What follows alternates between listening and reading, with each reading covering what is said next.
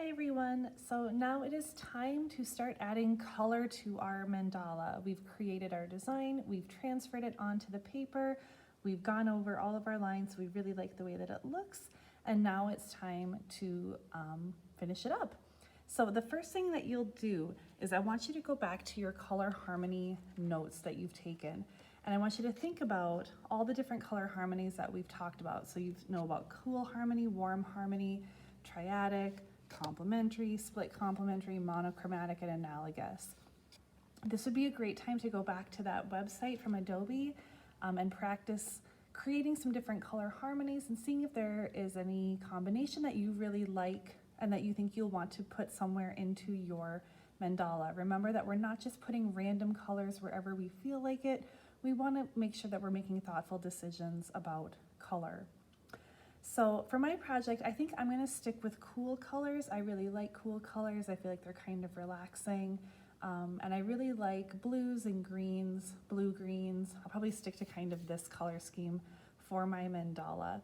If you choose another one, and for example, like complementary, and there's only 2 colors for that one, you might think about using tints and shades of your 2 colors, or maybe you use that complementary harmony in just one selective area.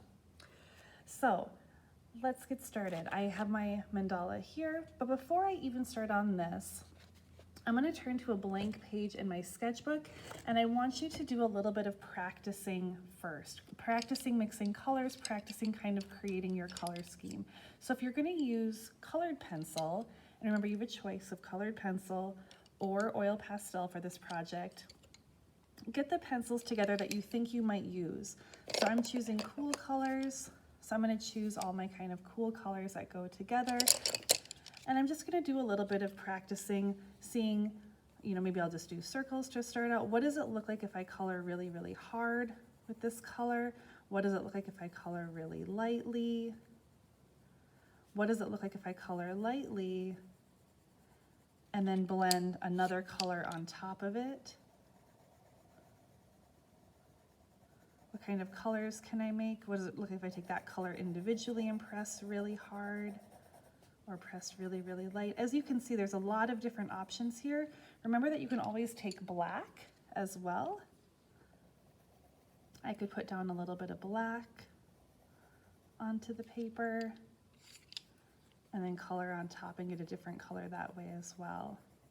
So spend a little bit of time before you even start making sure you know the color scheme that you're going to use for your mandala. Again, you don't want to get halfway through your project and then realize that you don't really like the way the colors are looking, and then realize that you're not really sure how to make a certain color that you wanted to use.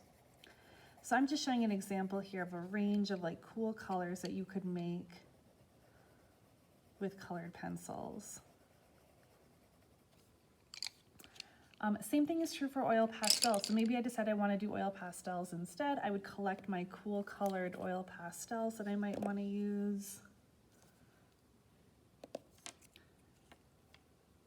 Again, I'll take black because maybe I want to create some tints. And then remember, if you're going to be using oil pastels, then you're going to need some type of palette to work on.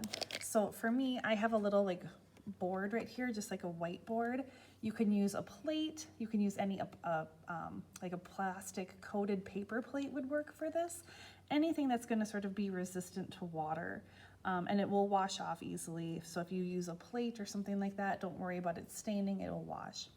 So to use an oil pastel, I'll take my blue, I'm just going to color onto my surface, and then I'm going to take my paintbrush, add just a small amount of water, and you'll see that pretty quickly it creates a watercolor effect. And I can practice, okay, what does that look like? What if I take a little bit of purple?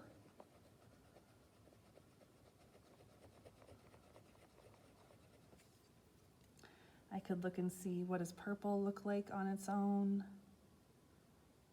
Again, a very, very small amount of water. Your sketchbook is not meant to be a watercolor paper, so make sure that you're not using much water in your sketchbook. You may even want to rip out this practice page so that you don't have the rest of your sketchbook pages underneath. So I have blue and purple. Maybe I want to take a little bit of that purple and blue and mix them together and see what kind of color I get from that.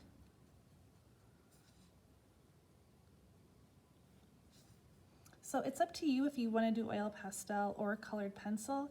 My biggest concern is that you just do a little bit of practicing beforehand, that you kind of know the colors that you're going to be using, that you feel confident, that you know what your palette is going to look like.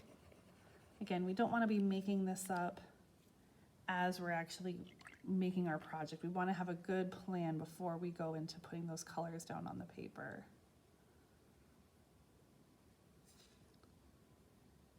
Like maybe for me, I think that green is a little bit too bright, so perhaps I'll take a little bit of blue from over here and maybe mix it into that green.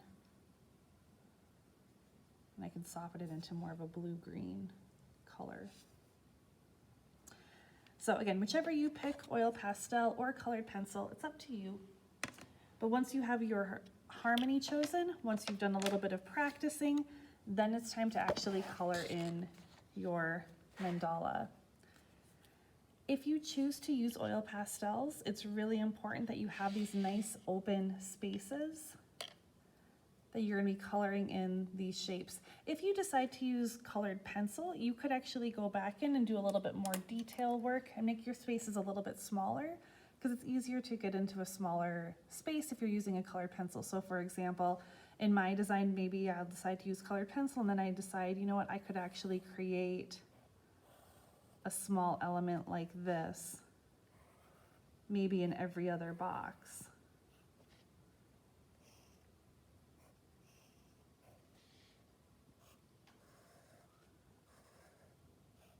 Or maybe I decide I actually want to have a circle in the center of my design.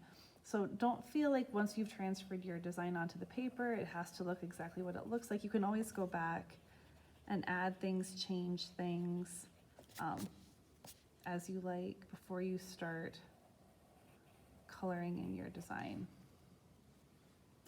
And then what you want to do is you want to plan a little bit. So for me, I think I'm going to use oil pastel for my project.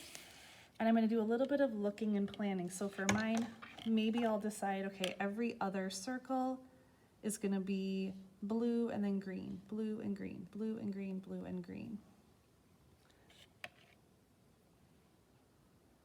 And you have a lot of control over how bright you want your colors to be, how dark you want them to be. You could add a little bit of black to make it a tint. With the oil pastels, if you add a little bit of water, it'll make it, if you add black, it'll make it more of a shade.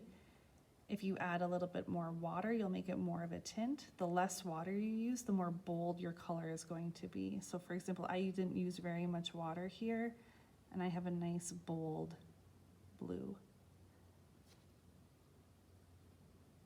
You may want to rip out the page out of your sketchbook that you're doing this on also, if you're going to do oil pastel, so that you don't have to worry about the water seeping through onto the pages underneath.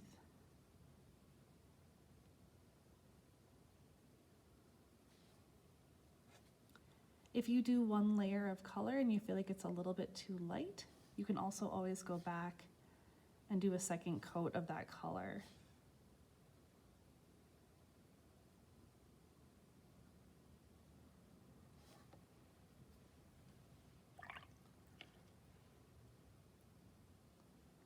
I'm going to keep working on my painting here for a little bit.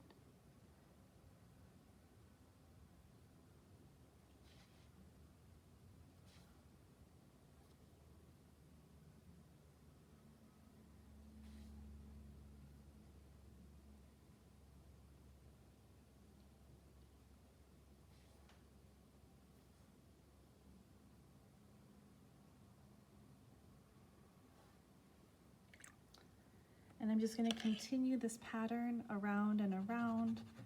It's best to paint one color at a time, or even if you're using a colored pencil, to use all of that one color at one time. So for example, if I'm going to be using purple, I might decide, okay, I want to have these 4 boxes purple, and I'm going to paint all of those now. I don't want to have to go back and mix my colors again later.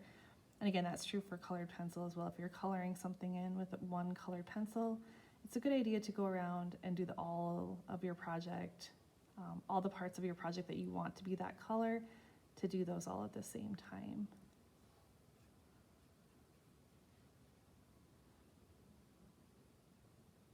You might notice you have two different types of paintbrushes in your set. One of them has a more flat edge. It's actually called a flat paintbrush. That's the one that I'm using right now. You might notice that the other one is more round. It looks like this. So when you're practicing on your practice paper before you start, you also might decide, okay, which paintbrush do I kind of prefer working with?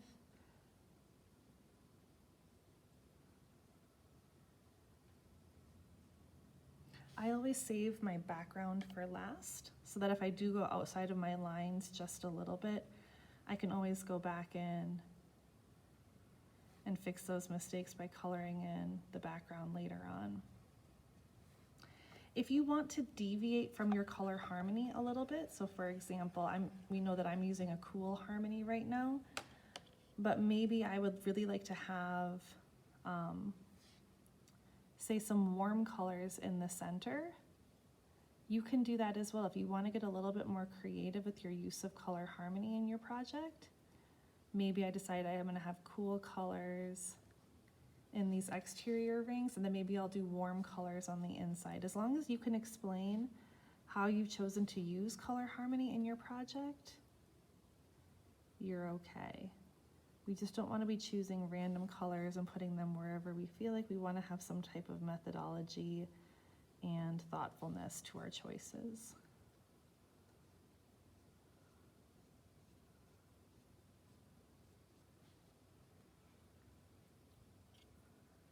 There you have it. I'll just continue working on this project until I have my entire mandala finished. At the very end, if I'd like to use my Sharpie, I could go back over my lines at the very end, or I could even use my black colored pencil and go over my lines at the end too. Thanks guys, and let me know if you have any questions.